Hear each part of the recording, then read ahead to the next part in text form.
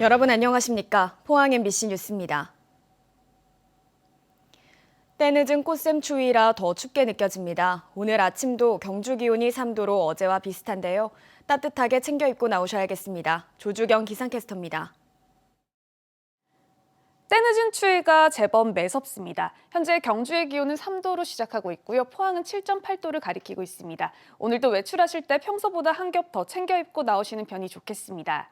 내륙 지역과 산지 곳곳으로는 설이나 물이 올 가능성이 높습니다. 농가는 저온으로 인한 피해 없도록 주의해 주시기 바랍니다. 우리 지역에 강풍 예비특보가 내려진 곳이 있습니다. 울진과 영덕, 울릉도, 독도에는 오늘 오전 중으로 강풍특보가 발효될 것으로 예상됩니다. 이어서 자세한 지역별 날씨 보시면 오늘 경북 동해안의 하늘은 구름의 양이 많겠습니다. 아침 기온은 3도에서 7도로 어제보다 조금 낮게 시작하고 있고요. 한낮 기온은 15도에서 19도까지 오르면서 낮 기온은 어제보다 2도가량 높겠습니다. 울릉도와 독도에서는 막다가 오후부터 구름의 양이 많겠습니다. 한낮 기온 울릉도 15도, 독도 13도로 예상됩니다. 동해 중부 먼바다에는 풍랑예비특보가 발효됐습니다. 바다의 물결은 중부 해상에서 최고 2m, 남부 해상에서는 1.5m까지 일겠습니다. 내일은 비 소식이 있습니다. 5mm 안팎의 약한 비가 내리겠는데요. 오전 중에 울진 지역을 중심으로 비가 내리기 시작해 오후부터는 경북 동해안 전 지역에 확대되겠습니다. 비는 저녁 무렵이면 대부분 그치겠습니다. 내리셨습니다. 일본 정부가 2011년 후쿠시마 원전 사고로 발생한 방사성 물질 오염수를 바다로 방출하기로 결정해 큰 비판을 받고 있습니다. 삼중수소 등 인체에 해로운 방사성 물질이 포함된 원전 배출수로 인해 우리 앞바다의 해양 생태계 파괴와 함께 경북 동해안 수산업계의 피해도 우려됩니다. 장미쁨 기자가 보도합니다. 일본 정부가 후쿠시마 원전 사고로 발생한 고농도의 방사성 물질 오염수를 앞으로 30여 년 동안 바다에 방출하기로 해 논란입니다.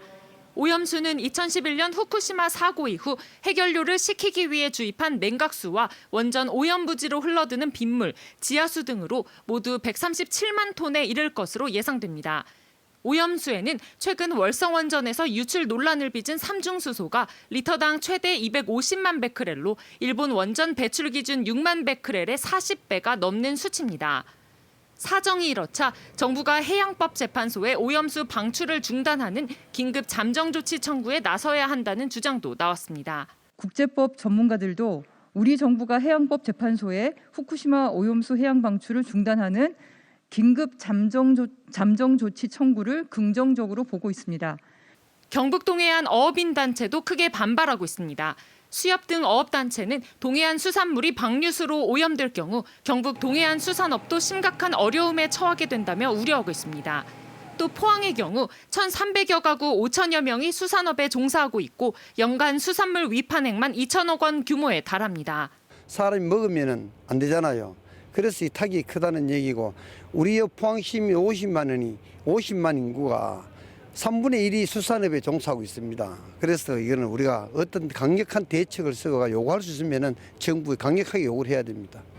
이강덕 포항시장은 후쿠시마 원전 오염수가 안전하다는 일본 정부의 주장은 과학적으로 검증되지 않은 일방적 주장이라며 수산 자원의 극심한 피해를 우려했습니다.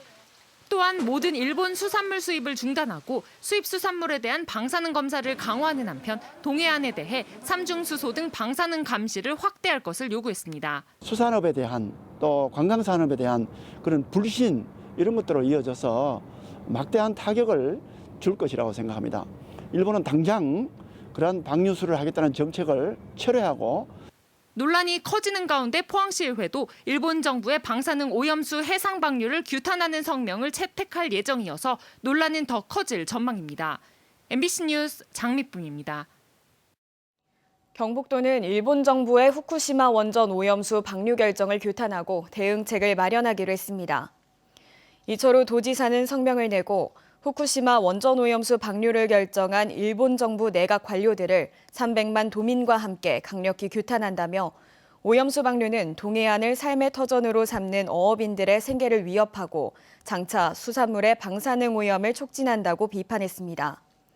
또 정부는 수산물 수입 금지 조치를 후쿠시마 인근 8개 현에서 일본 전체로 확대하고 주민 안전 및 신뢰 확보를 위해 동해안 권역 방사능 감시 지점을 늘려 운영하라고 요구했습니다.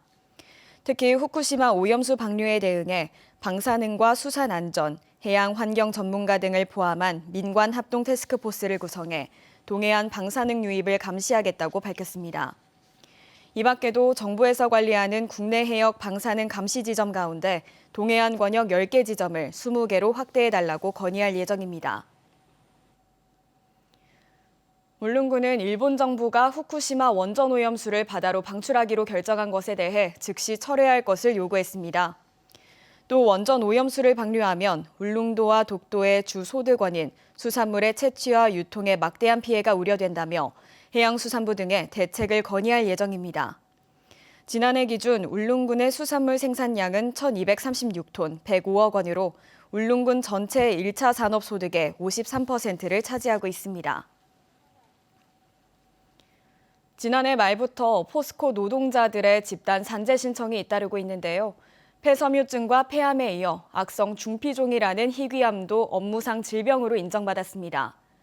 포스코 전현직 노동자들에 대한 전면적인 실태조사가 시급하다는 목소리가 높아지고 있습니다. 박성아 기자가 보도합니다. 포스코 포항제철소에서 38년 동안 설비 정비 업무 등을 한 윤여화 씨. 퇴직 1년 만인 지난해 윤 씨는 악성 중피종이라는 희귀암 판정을 받았습니다. 나한테 왜 이런 병이, 내가 왜 뭘 잘못했는지, 뭘 어떻게 했기 때문에 그런지. 당시 병원에서는 소견서를 통해 이 악성 중피종이 윤 씨의 작업 환경에서의 성면 노출과 관련성이 높다고 설명했습니다. 윤 씨는 지난해 9월 산재를 신청했습니다. 수건 같은 걸로 이제 코하고 입을 싸는 형태, 이런 식으로 근무를 했기 때문에 그 당시에는 성명이라는 인식이 그렇게 많지는 않았어요. 근로복지공단은 산재 신청 6개월 만에 윤 씨의 악성 중피종을 업무상 질병으로 판정했습니다. 그러면서 추가적인 전문조사 없이도 질병의 업무 관련성이 인정된다고 밝혔습니다. 윤 씨가 업무 중 보온재로 사용된 성면에 노출됐다고 판단한 겁니다. 올해 들어서만 포스코 노동자의 질병이 산재를 인정받은 건 폐섬유증과 폐암에 이어 벌써 3번째입니다. 이제 포스코에 대한 작업 환경에 대한 문제가 나온 것 같습니다. 하지만 제가 보기에는 단순하게 호흡기 질환이나 이런 부분뿐 아니라 비강암이나 백혈병, 그다음에 뇌종양 이런 부분에서도 포스코 노동자들은 정부와 포스코에 전면적인 실태 조사를 요구하고 있습니다. 또한 직업성 질병으로 이제 산재 신청을 많이 하고 있습니다. 이 부분에 대해서 고용노동부와 포스코는 전현직 노동자를 상대로 전수조사를 해야 할 것으로 그렇게 보고 있습니다. 금속노조는 추가 접수된 포스코 노동자 20여 명의 사례를 모아 산재 신청을 계속 이어갈 계획입니다. MBC 뉴스 박성아입니다. 성폭행 의혹이 제기돼 국민의힘을 탈당했던 김병욱 포항 남울릉 의원이 복당 의사를 밝혔습니다. 김 의원은 어제 입장문을 통해 경찰로부터 혐의 없음을 통보받았다며 신속하게 국민의힘으로 복당하겠다고 말했습니다. 김 의원은 또 성폭행 의혹을 제기한 유튜브 채널 가로세로 연구소를 상대로 민영사상 법정 대응을 진행하겠다고 밝혔습니다. 경북 지역에서 내부 정보를 이용해 부동산 투기 혐의를 받는 수사 내사 대상자가 26명인 것으로 확인됐습니다. 경북경찰청 부동산 투기 사범 특별수사대는 어제 기준으로 13건을 내사 수사 중이라고 밝혔습니다. 내사 수사 대상자는 총 26명으로 경북 지역 지자체 공무원 8명과 경북도 의회 기초의회 의원 6명, 공공기관 1명, 일반인 11명입니다.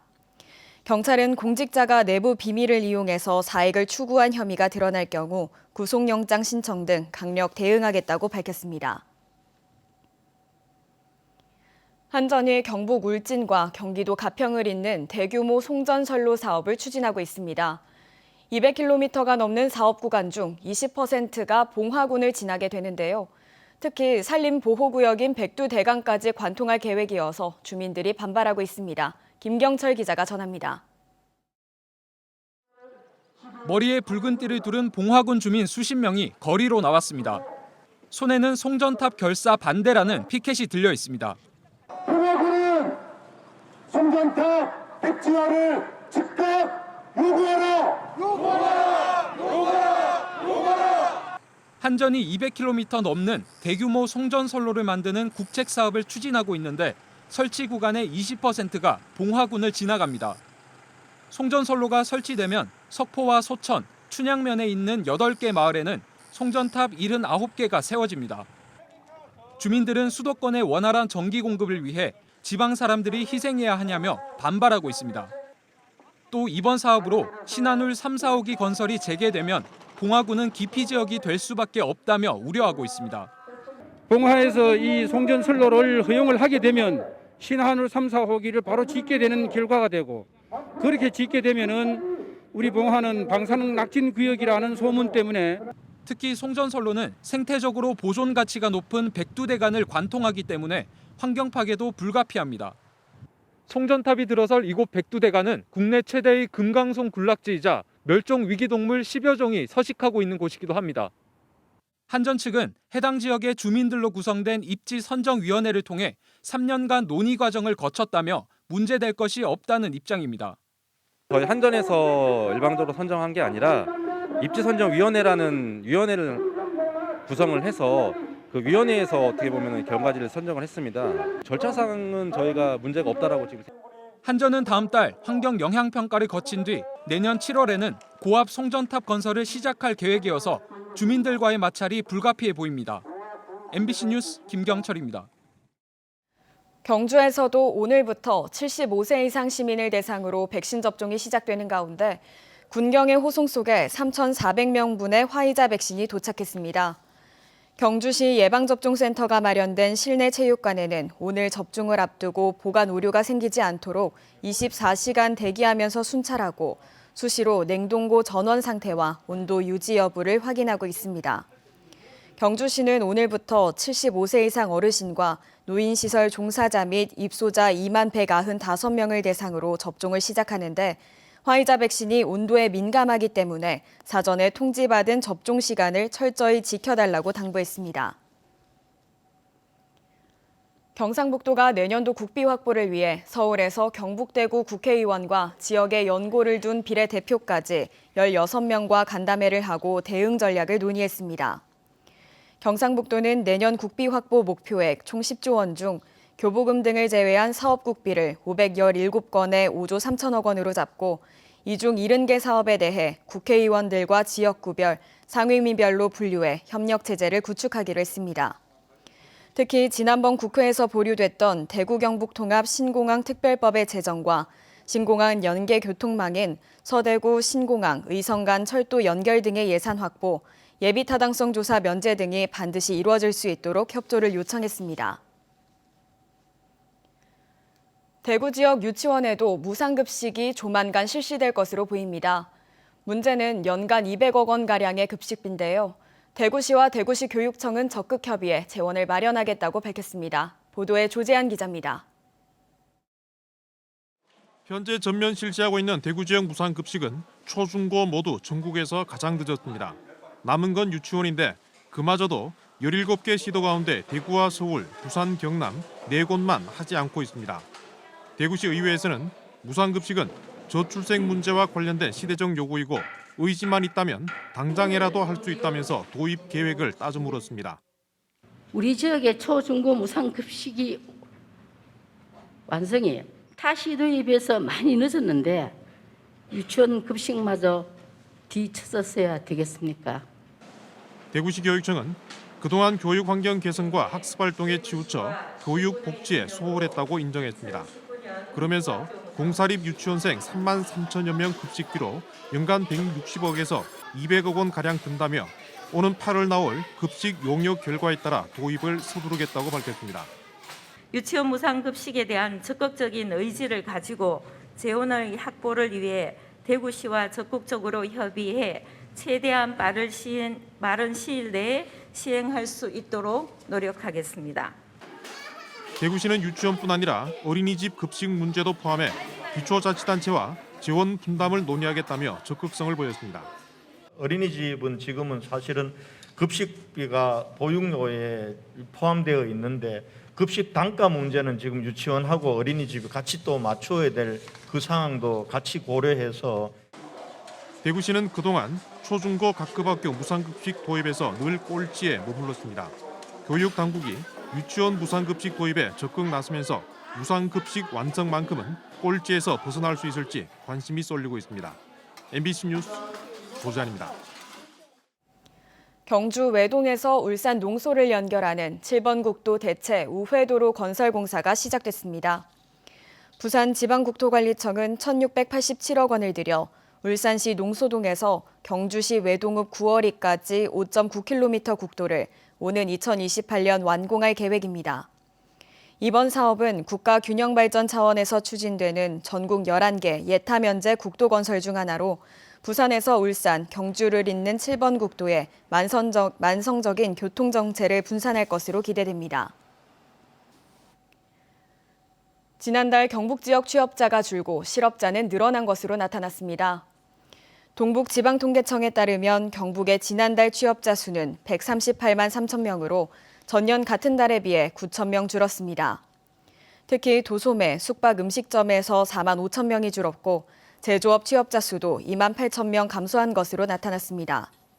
한편 실업자 수는 6만 9천 명으로 전년 동월 대비 1만 6천 명 늘었습니다.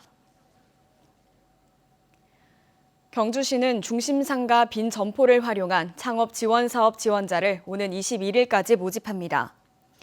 대상은 만 20세부터 59세 이하의 사업자로 등록되지 않은 식음료 및 창작체험 업종의 창업자이며 15명을 선정해 임대료와 시설비 등 최대 1,600만 원의 창업자금을 지원합니다.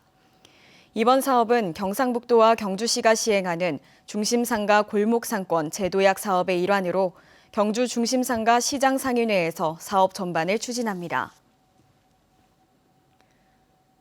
영덕군이 군정 홍보 등을 위해 개설한 카카오톡 채널이 좋은 반응을 얻고 있다고 밝혔습니다. 현재까지 영덕군 카카오톡 가입자는 630여 명이며 조회수는 2,500여 회를 기록했고 1대1 대화를 통한 상담이 인기를 얻고 있습니다. 영덕군은 카카오톡 채널이 인기를 얻자 가입자 이벤트 등을 확대하고 군정 대표 소통 채널로 육성하기로 했습니다. 5마력 이하의 수상 레저기구는 면허 없이 탈 수 있다는 점을 이용해 레저기구를 위조한 50대가 해경에 붙잡혔습니다. 포항해양경찰서에 따르면 58살 A씨는 9.8마력 레저기구의 엔진 스티커를 4.9마력으로 위조해 이를 판매한 혐의를 받고 있습니다.